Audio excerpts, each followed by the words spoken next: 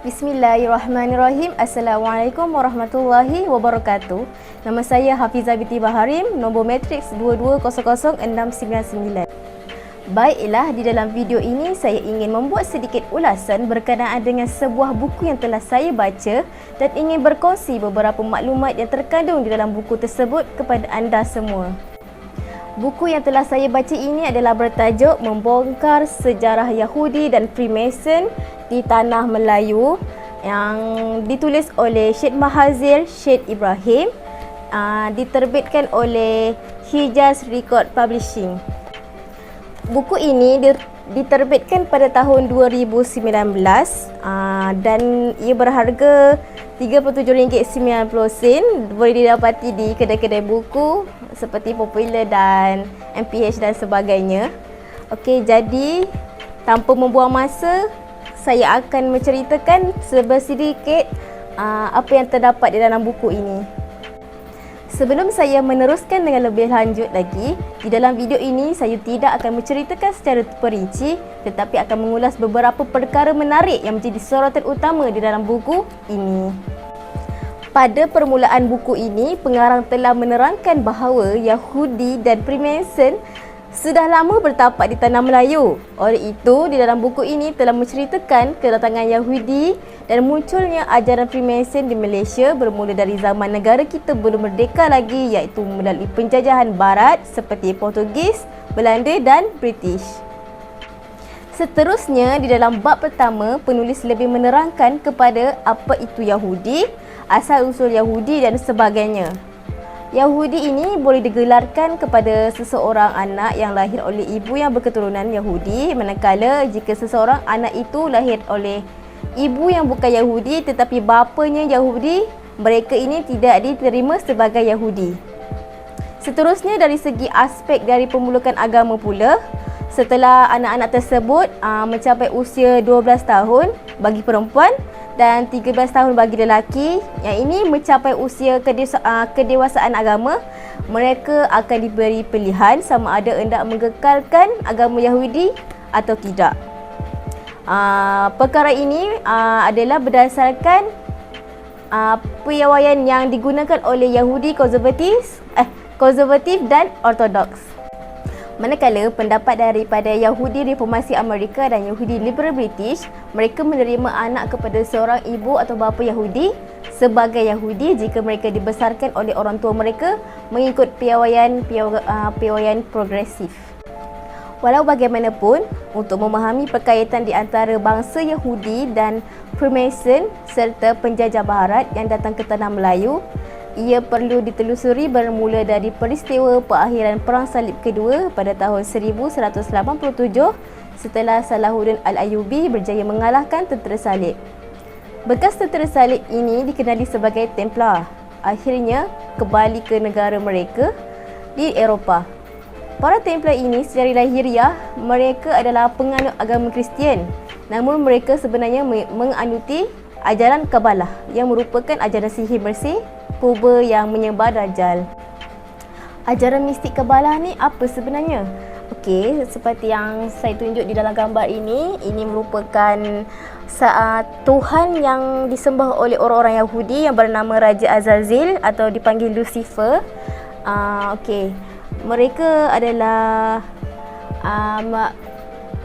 perkara yang mereka lakukan adalah melalui ajaran mistik Kabalah yang dilakukan oleh rabi-rabi Yahudi yang menyembah dan berkomunikasi dengan jin dan syaitan untuk mendapatkan maklumat, ramalan, sihir dan sebagainya. Oleh itu, terciptalah kitab Talmud yang bernama iaitu Kitab Syaitan Yahudi. Okey, para Templar ni pernah dinyatakan sebagai pengikut mazhab yang sesat oleh kepausan gereja Eropah, sehingga mereka diburu dan dibunuh dengan cara dibakar hidup-hidup. Dalam keadaan itu, mereka mencari jalan keluar, kemudian mereka berpindah ke sekitar Eropah, salah satu tempatnya di Scotland. Di tempat inilah mereka menggunakan identiti yang baru yang melahirkan sebuah perkumpulan rahsia untuk menghancurkan semua agama yang dipanggil kumpulan Freemason. Jadinya selama ni kita fikir mereka ni penjajah yang datang ke Tanah Melayu, masa tu bukan semata-mata diorang ni adalah orang Kristian, tapi mereka sebenarnya adalah orang Yahudi, tapi mereka menukar identiti atas nama seorang penjajah membawa misi mencari kekayaan di negeri yang baru sambil menjalankan misi Kristianisasi. Okey, para Templar ni bermaksud nama bagi para tentera salib yang kalah dalam perang salib. Orang Templar tersebut bukan nak mengabdi Raja Kristian, tapi diorang ni sembah Dajjal. Tapi apa yang lebih menarik minat saya untuk membaca buku ni adalah pada zaman persekolahan dulu, dalam mata pelajaran sejarah, kita hanya diajar mengenai matlamat yang tersurat, yang kita tahu memang jelas nampak kedatangan penjajah barat ni membawa matlamat 3G, iaitu glory, gospel dan gold.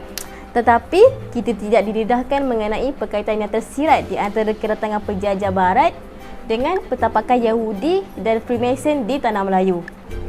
Okey, seterusnya Freemason masuk ke Tanah Melayu melalui penjajahan Portugis, Belanda dan juga British.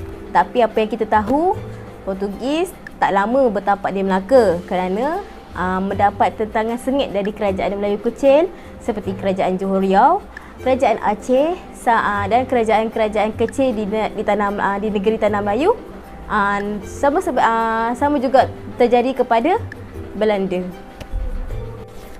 Okay, Freemason atau Freemasonry adalah sebuah pertubuhan persaudaraan yang muncul pada akhir abad ke-16 dan awal abad ke-17.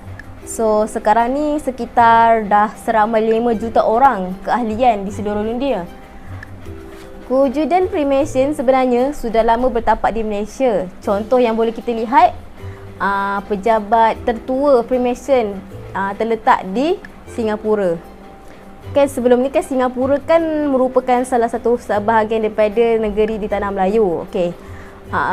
Kita seterusnya di terkini di Malaysia terdapat launch Freemason di beberapa negeri dan akan dinyatakan di dalam jadual sebelah. Okey, di akhir video ini saya ingin menjelaskan bahawa ancaman Freemason yang ada di Malaysia secara terang-terangan telah membawa budaya dan ideologi yang boleh menyesatkan orang-orang Islam di Malaysia. Antara contoh program yang mereka telah lakukan ialah mempromosikan liberalism, pengaruh Freemason di dalam pendidikan, pemikiran bahasa Al-Quran dan penghapusan tulisan Jawi dan sebagainya. Okey, contoh isu semasa yang sedang hangat berlaku ialah perkara seperti LGBT yang merupakan ia juga merupakan salah satu agenda Freemason. Kesimpulannya, kita sebagai umat Islam mestilah bersatu hati dalam menentang ancaman Freemason dan Illuminati ini yang secara jelasnya sedang berleluasa dalam menyesatkan pemikiran umat manusia, khususnya kepada orang Islam. Sekian, terima kasih.